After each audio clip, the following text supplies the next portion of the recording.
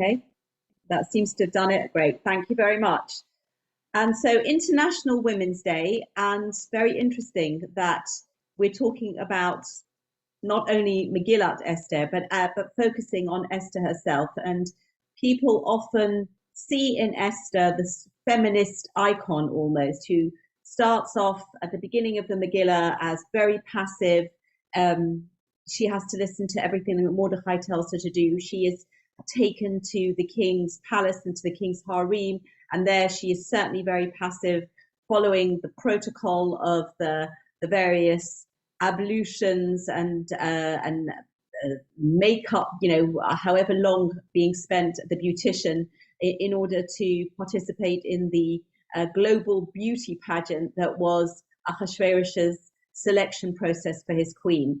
And then there is a turning point in the Megillah, and she becomes the heroine, and she is the one who is telling people what to do.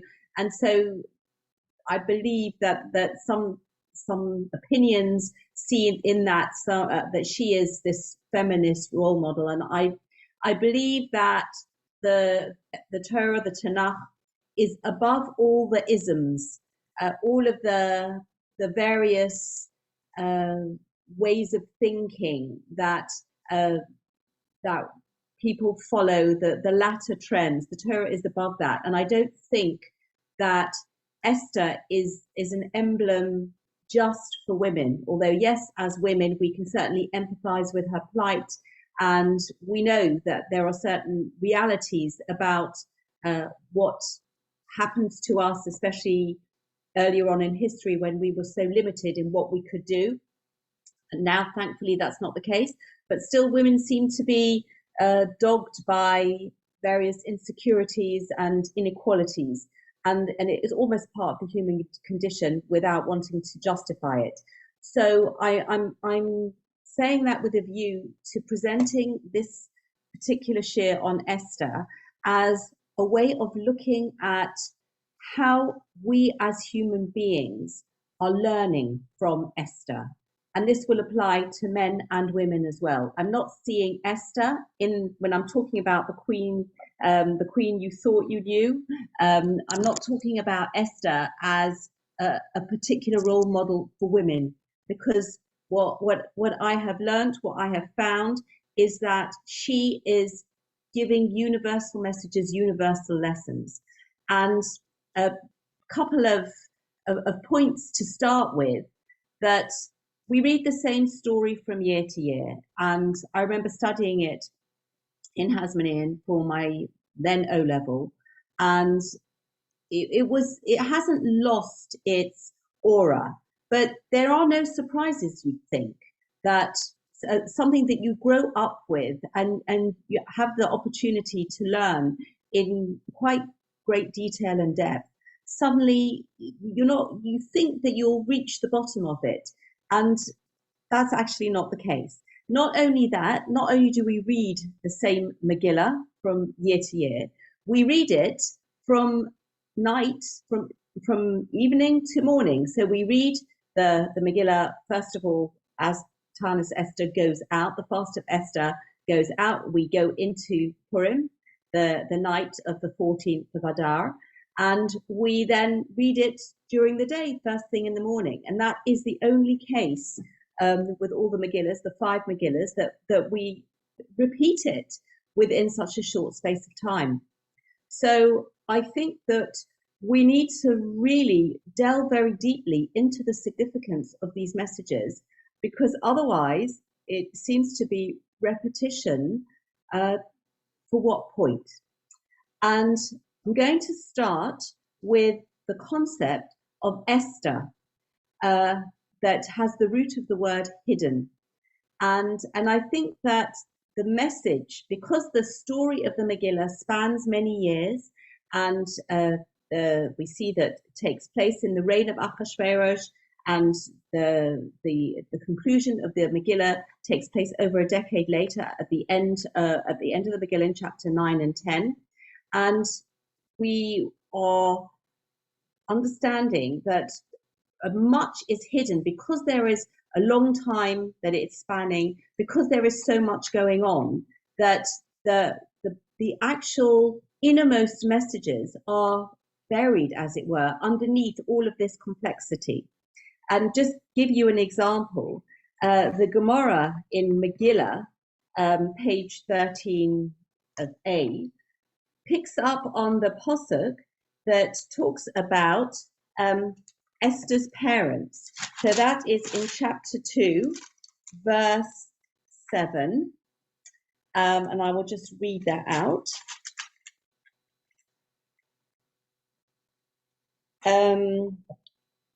Vayehi Omein es Hadassah. This is referring to Mordechai, and he had reared Hadassah, Esther, that is Esther, Bas Dodo, his uncle's daughter, Ki ein lo of Ba'ain, because she didn't have a father or mother. Vahanara Yefas Toa Batovas Mare, and the young maiden was of beautiful form and beautiful appearance. Ubermost Ovia Ve'ima, and on the death of her father and her mother, Lokha Mordechai lo Labas. Mordechai took her to him as a daughter. So on the simple reading of the verse, Mordechai adopted Esther. And the Gemara picks up because it seems to repeat the fact that she didn't have parents. First, it says in the more general, she didn't have. And then it says specifically that her father and her mother passed away. And we're hearing that in slightly different words, but in the same posuk, and we have to question why that is so. So the Gemara says, why do we need this last phrase in the verse? Rav Aha said, when her mother got pregnant, her father died, and when her mother gave birth to her mother died. And so that is why that it's phrased in this way, that it's giving us this very heartbreaking origin of Esther, that she is effectively born an orphan. And I think perhaps this is something that is given a lot of credence in modern thinking, that one's childhood experiences, and it's sort of not only modern thinking, but educators will say, give me a child from 0 to 5 and I will give you the whole person. And certainly traumatic events that happen to somebody even before they're born may have a real impact on them much later in life as well. And it's not something that they can move on from. I'm not saying that they can't move on from it, but it can still have an impact many years and decades later. And so I think that, as I said previously, because of everything that happens in the actual years of the Megillah, we might not give this detail enough importance. And I think it is something that is going to impact on Esther, on her personality, on how she will react to certain situations. And then the Gemara carries on and says, at the death of her father and mother, Mordechai took her to him as a daughter, Lebat. And the Tana teachers, according to Rabbi Meir, do not read it as a daughter, Lebat, but rather as his house, Lebayit. And Ishto zo beso, the Gemara tells us that a man's wife is referred to as his house. And so the Gemara is saying that it wasn't a case of an adoptive relationship, but Mordechai actually married Esther. So that is an opinion in the Gemara. And it is hidden, as it were. It is, although the Medrash is something that people might be aware of, it's certainly not on the surface level of the text. And again, this is all part of the complex story that surrounds Esther, and how is that going to impact on her as she faces these crucial challenges that she must face in the course of the Megillah. And I think the more hidden message, the thing that is going to be overlooked on many years, in this particular year, we really can put a spotlight on it. and add another dimension to this queen we thought we knew. And that is how Esther's story is a story of listening to the call of Hashem. And again, as I said previously, that this is something that will apply to all human beings. This is not specific to women. This is something we all have to be alert to. We all have to be sensitive to what is going on in our lives. Try to discern, what does Hashem want from me? Why has Hashem put me in a certain situation? So how does that fit in with this particular year that is special? Because it's not a leap year, we read the Sedra of Vayikra, the Shabbos before Purim. So this Shabbos in Shul, we're going to read Vayikra, and we are going to read, this is Shabbos Zohar, we are going to read Parashat Zohar as the Haftorah. And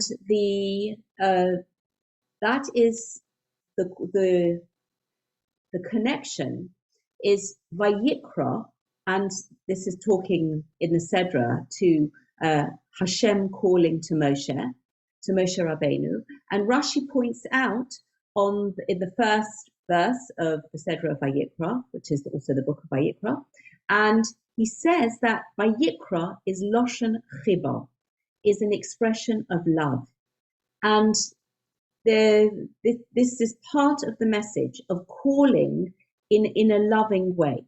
But in order to receive that message, we need to hear it.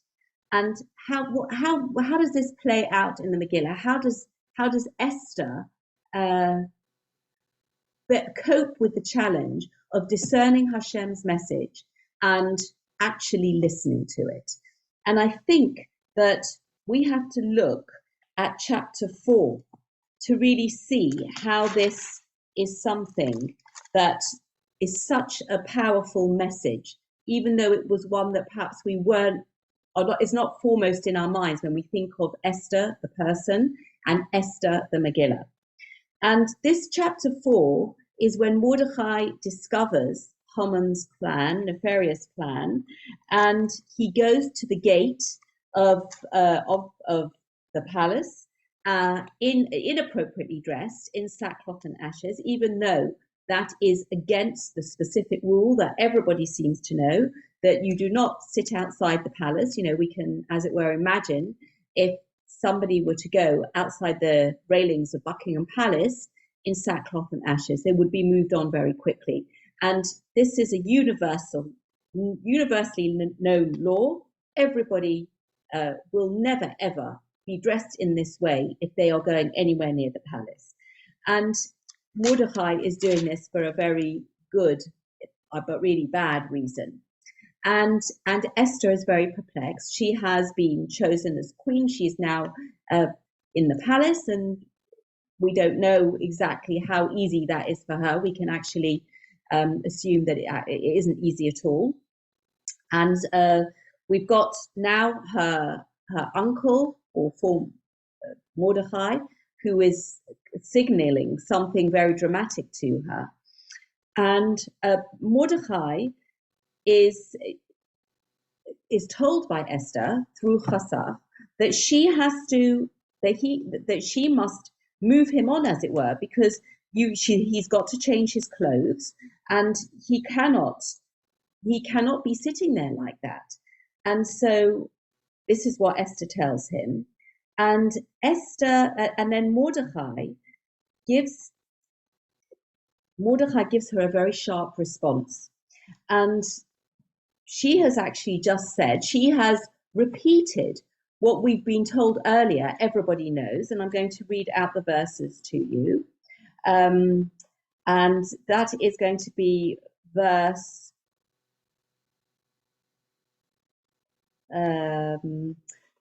11 of chapter 4. So this is something that Mordechai knows, but she's telling him anyway. Kol avdei hamelech ba'am medinos hamelech, all the servants of the king and the people of the provinces of the king, yodim, know, asher kol ish ve'isha, every single man and woman, asher yavo el hamelech el hechotzer hapnimis, who will go to the king, to the innermost courtyard, Asher lo yikore, who has not been called. Achas doso, there is just one law, lahomis, to put him to death. Levad me'asher yoshit lo hamelech es sharvit hazohov, except for the person who the king will stretch out his golden scepter, v'choya, and that person shall live. So when Mordechai says to her, please will you go to the king and use your proximity to the king, use the fact that you're in the palace, that you are his wife, you have been chosen from amongst the entire global beauty contest, you are his wife, please use that to help save your people. And then Esther comes and tells him that I can't, I'm basically scared because the most likely outcome of my doing such a thing is I will get put to death.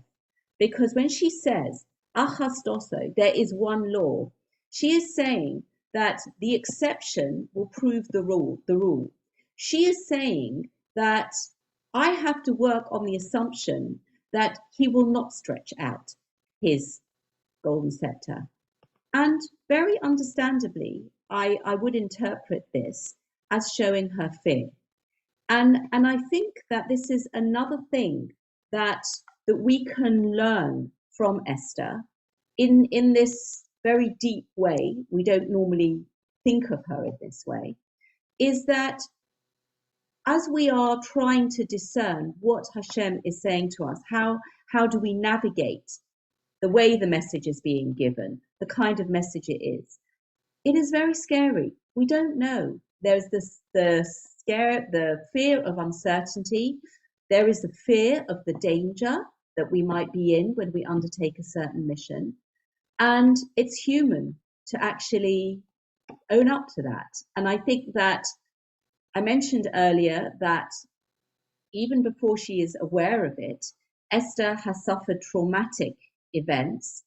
And maybe this is also something that impacts on the way, besides being a human, a general human, understandable reaction, but I think also her early life may be also impacting on this point in her life when she is very scared to actually, that's her initial reaction.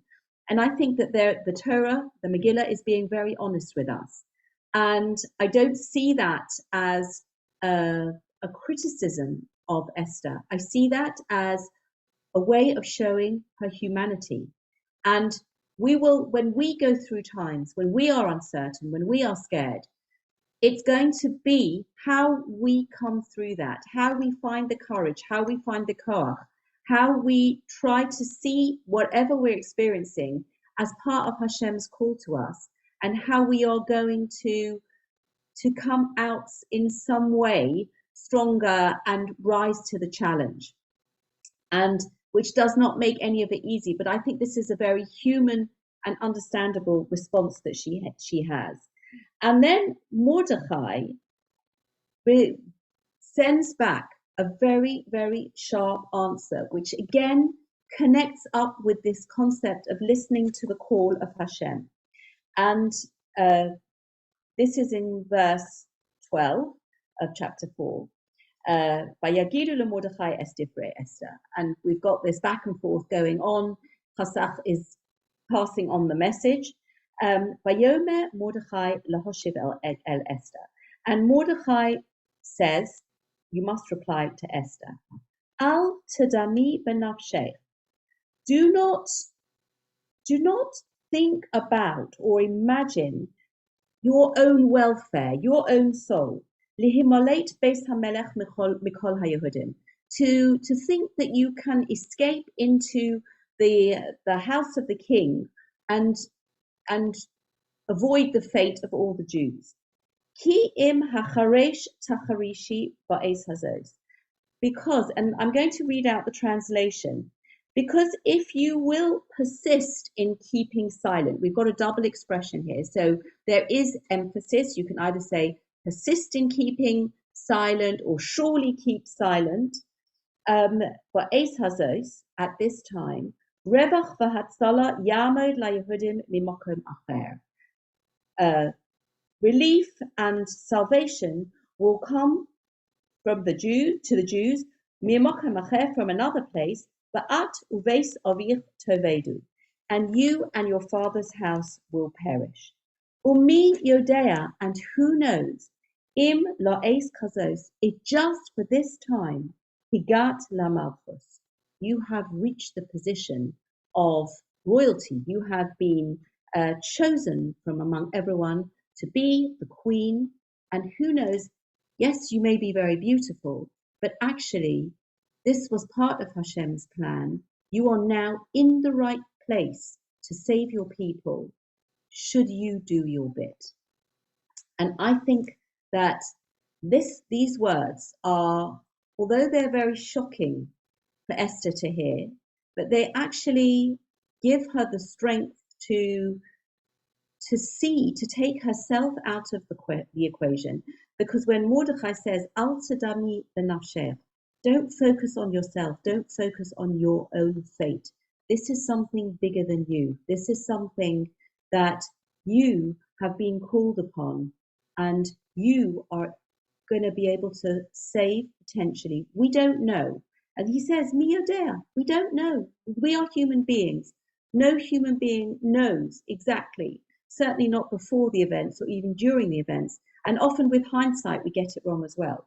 But you've got to realize that you are uniquely positioned. And this expression that I translated as if you will surely keep silent. So he's saying, if you don't go to the king and plead on behalf of your people. But the word cheresh actually has a different meaning, and that is death. And we read in the Sedra of Chodesh in a few Shabbos' time in the book of Vayikra that Los lekalel cheresh, you shall not curse a deaf person. So on the basis of that, I would actually suggest a translation of Im hacharesh tacharishi, if you will make yourself deaf to the call of Hashem, if you will make yourself deaf to the fact that something very unusual has happened, that you are queen, and you need to use that as a way of saving your people.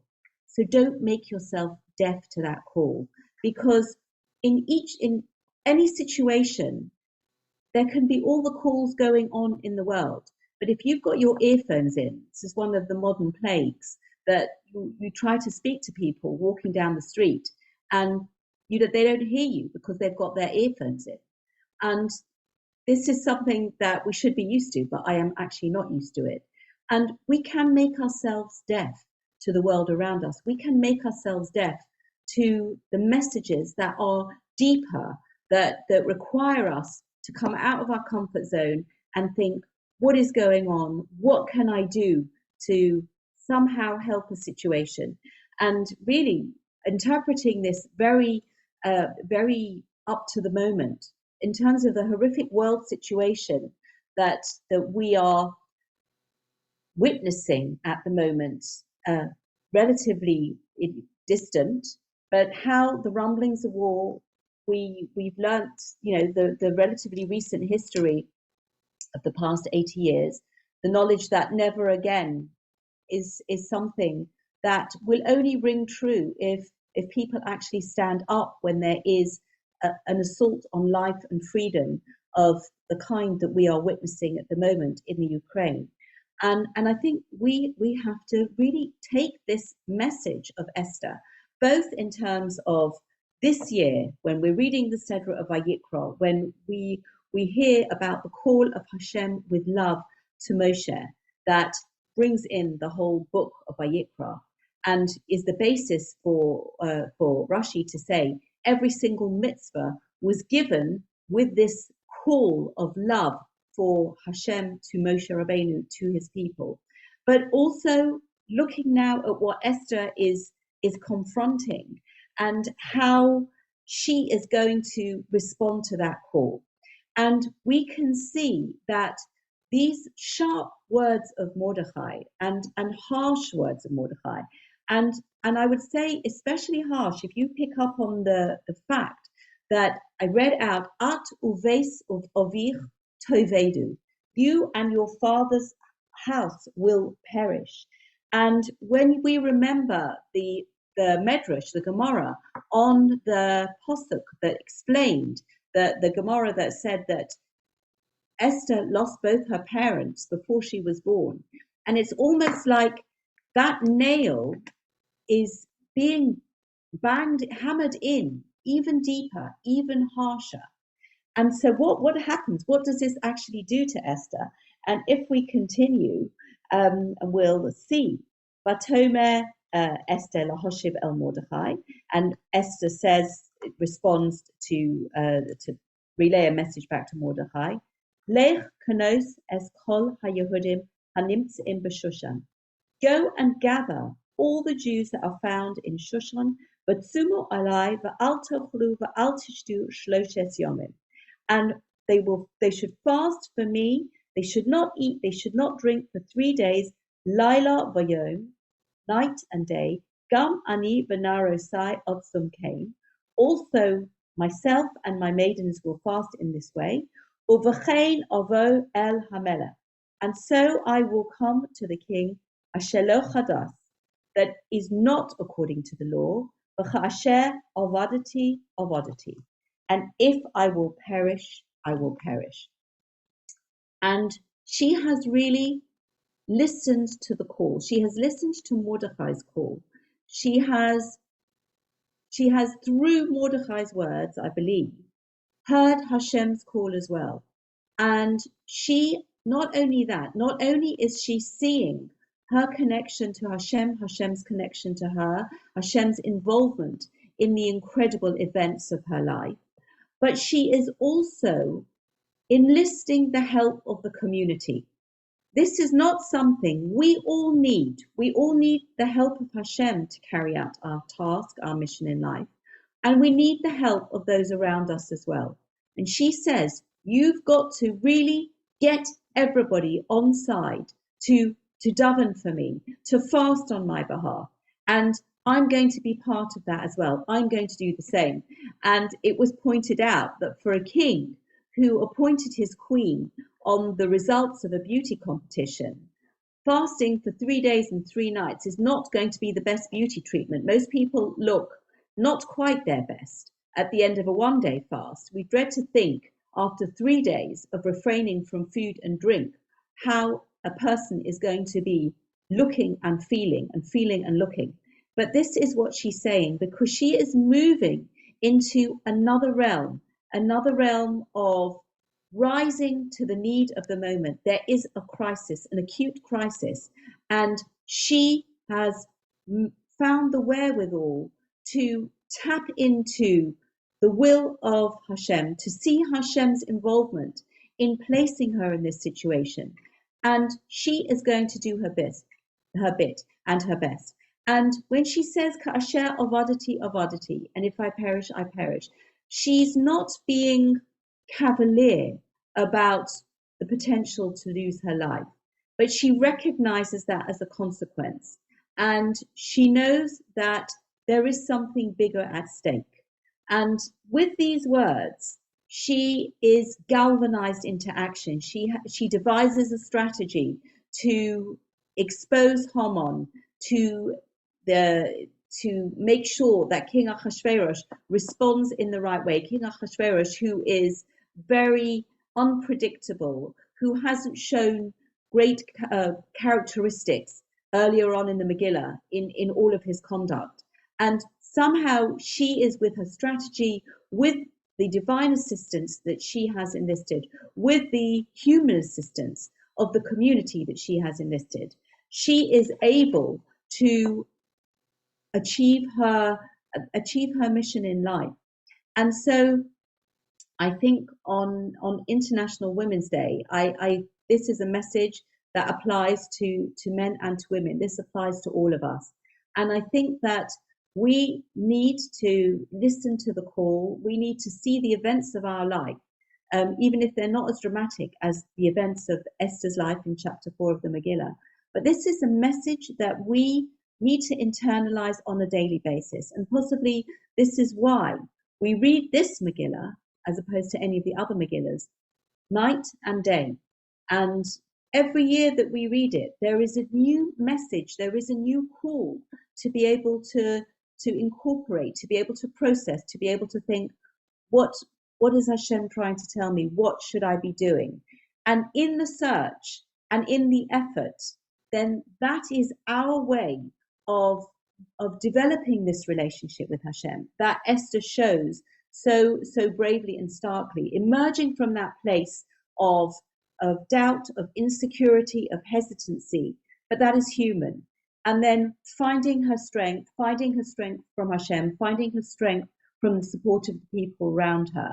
And I think that this goes far beyond the sometimes two-dimensional concept of this beautiful queen, and she manages to save the day, and she outmaneuvers the powerful men who have Mordecai and Haman, who seem to have compromised or jeopardized the fate of her people. But I think that there is a more general human story that is going on here on that deeper level. And it's something that we can all really benefit by applying to ourselves and to our lives. Thank you very much.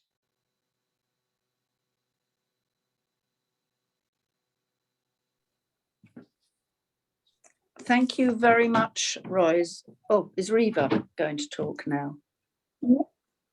Yeah, well, just briefly, yes. Thank you so much, very, very much, for giving a really excellent share. And I'm pleased you mentioned that it is International Women's Day today. I was listening to Onzal this morning, and it was quite interesting to hear and listen to the different speakers that I chose to have on the program. And there's some really very interesting people. Thank you very much, half of everybody here tonight. Lovely to see everybody, and forgive my croaky voice, but please God, I should be a bit feeling more normal tomorrow. What can I say? If anybody wants to ask any questions, please feel free, unmute yourselves, and I'm sure Roizy will be happy to answer you.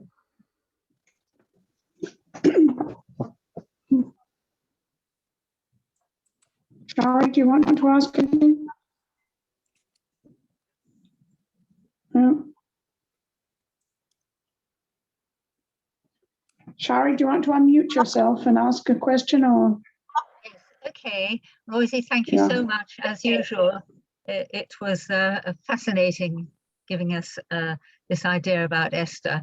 But I wanted to mention to you, I had heard that there was a medrash that she actually wasn't a young, beautiful girl at all, but she was an older, not so beautiful woman. And I wonder whether, what you think about that. Yeah, I think that, yes, I have heard that as well.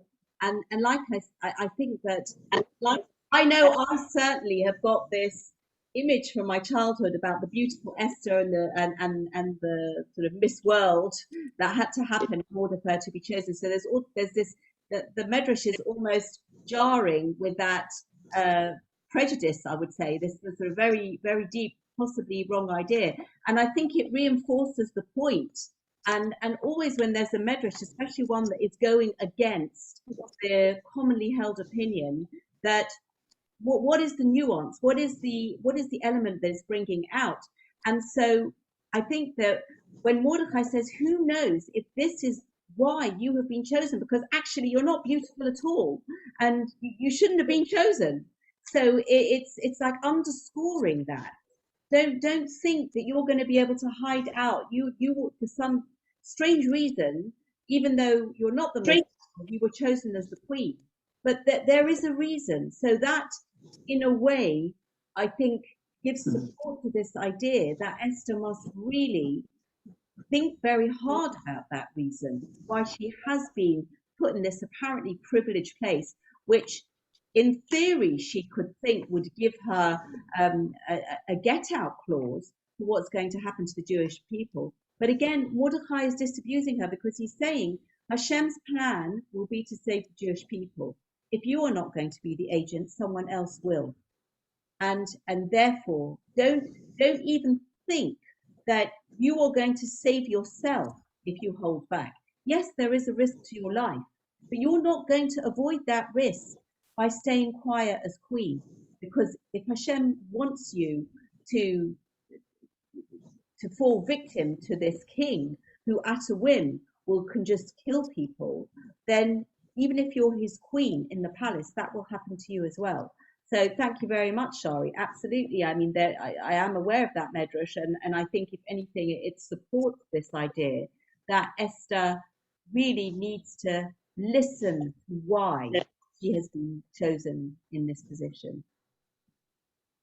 Thank you very much indeed. Can I mention something else which troubled me? I know that last year, this time, there were lots of shirim, and very many of them concentrated on the fact that Esther was actually married to Mordecai, and she was a married woman with a husband, and she had to leave him and go and be a concubine, presumably, to the king. This sort of goes against everything that we feel should be correct. How do you feel about that? Yes, I mean, it is very complex, and I think that there are. I'm not very well versed on the technicalities, but whether it's pikuach nefesh, whether it is, that means that the danger to life of an entire community, that Mordecai would give her a divorce, a bill of divorce, into Achashverosh's planet. In that way, she was not still his wife when she became Achashverosh's wife. So I think that this is the midrashic underlayers of the text, and the bottom line is that when there is an acute crisis where an entire nation is going to face existential danger, then there may be certain courses of action which in other circumstances would never be permitted, but in these limited circumstances that there is an exception. And ways to achieve that without offending any law. So, for example, by this divorce. So I don't know if that's something that you've also heard as well. Shari, I don't know. Is that something that you've heard as well with the medical? Thank you. Yes. As you say that, I remember now that was spoken about. Yes. Thank you very much, Roizy. Pleasure. Thank you. Lots of food for thought. Can I also bring Okay, Francis, I think you want to see my hand. Yeah. Can I also mention something that I also heard? You mentioned at the beginning of the talk about hidden messages. Yeah. In Esther's reply to Mordecai, there is also a hidden message that he has to understand. And that is that he said, go and gather Kol HaYehudim, all the Jews. He could have just said, go and gather the Jews, so they should do the same. But she stressed Kol HaYehudim. What does it mean, Kol HaYehudim?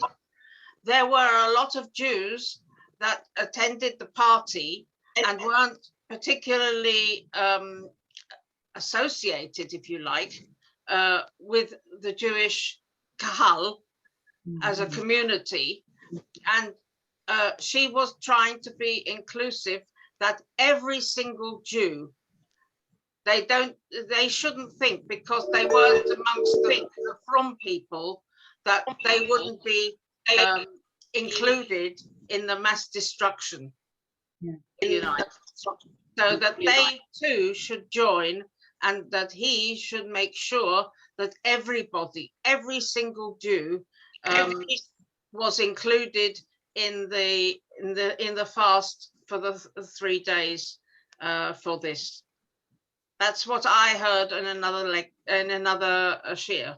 Thank you very much. I think that absolutely right that this idea of Knesset Yisrael, this idea of unity, is always going to be our best defense and our best attack.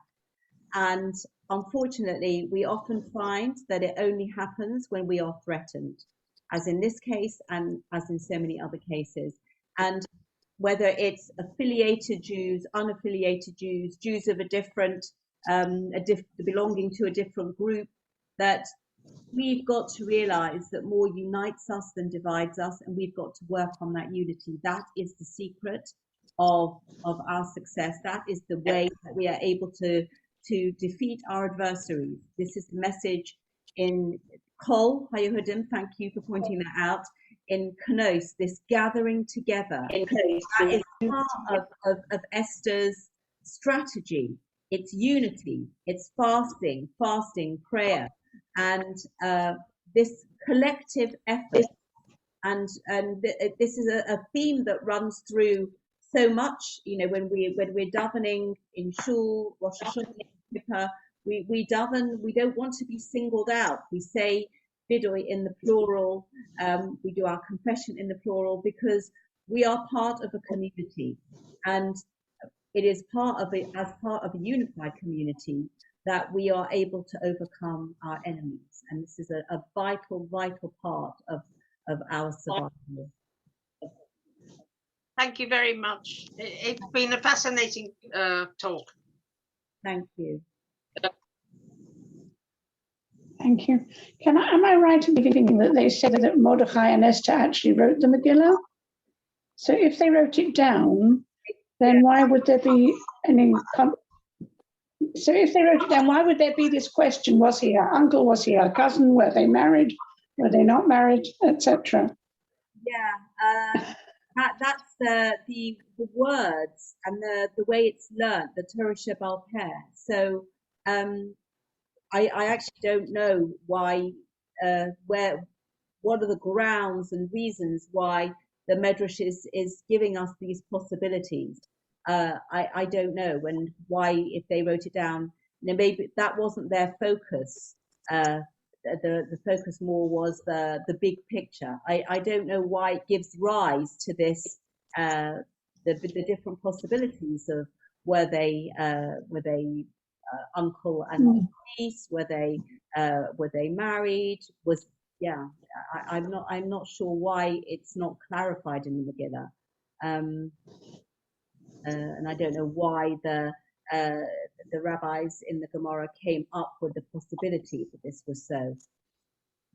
Yeah, especially as we, told that story that he's sort of saying, that his parents died, and we know that they died, and therefore he was looking after her and everything. So it just makes you wonder what the whole relationship was all about. If you follow what I'm saying. I don't know. I tend, again, growing up with this, with the surface level of the text, and this idea that he omein es Hadassah, Mordechai was her guardian under the tragic circumstances of the loss of her parents before birth and just after birth, that he stepped in, and I've sort of and I know that has been interpreted further as alluding possibly to the fact that they were married. I don't know where that comes from, and I just and the fact that when Mordechai is sending her the messages at the palace gate, he is still concerned for her welfare. He is there are definitely perplexing questions. And it you imagine Esther in the king's harem there. It's not a simple thing, not a simple life. The whole structure of what was going on there is not something that thankfully we can relate to. Everything was going on there. Thank you. Anybody else want to ask any questions before we draw to a close? Well, all I can say, I wish everybody a Freilich Purim, as they say, or a very happy Purim Sameach, and we should all enjoy a good Purim this year, better than last year, that's for sure. And please God, we should meet again before Pesach, please God. I'll let you all know what's what. Wishing everybody a very happy Purim. You too. Thank you very much. Thank you very much.